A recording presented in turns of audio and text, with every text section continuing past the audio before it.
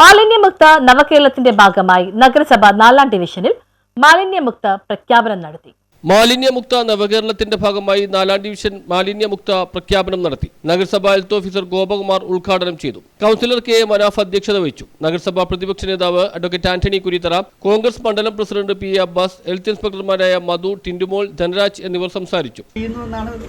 എനിക്ക് എൻ്റെ മാനസികമായ അവസ്ഥ ഞാൻ ഫീൽഡിൽ പോയിട്ട് കണ്ടെത്തുന്ന അവസ്ഥ ഞാൻ പറഞ്ഞതാണ്. അത് വളരെയധികം പ്രാവർത്തികമാക്കി കൊണ്ടുപോയിരിക്കുന്നത് അദ്ദേഹത്തിൻ്റെ ഒരു അസിസ്റ്റൻ്റ് മിസ്റ്റർ ഉബൈദ്.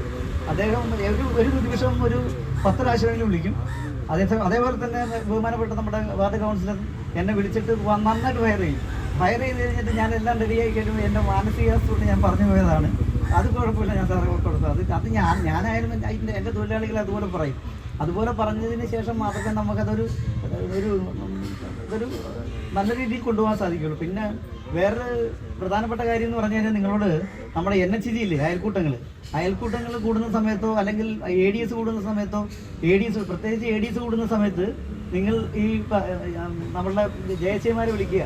അപ്പം തന്നെ ഈ ഐസ്ക്രീമിൻ്റെ പേപ്പറുകൾ, പ്ലാസ്റ്റിക്, പാലിൻ്റെ കവറുകൾ, ഇങ്ങനെ ഇത്ര സാധനങ്ങളൊക്കെ അവിടെ ഇവിടെ കിട്ടുന്നുണ്ടാവും. അപ്പം അതും കൂടി എടുത്തങ്ങോട്ട് പോയാൽ നമ്മുടെ HMമാർക്കും കൗൺസിലർമാർക്കും കുറച്ച് വർക്ക് ഓവർലോഡ് മാറി കിട്ടുന്നുണ്ടെങ്കിൽ പല സ്ഥലത്തും ഇങ്ങനെ ആൾക്കാർ അലക്ഷ്യമായിട്ട് എറിഞ്ഞിട്ടിരിക്കണം ഇപ്പോഴും.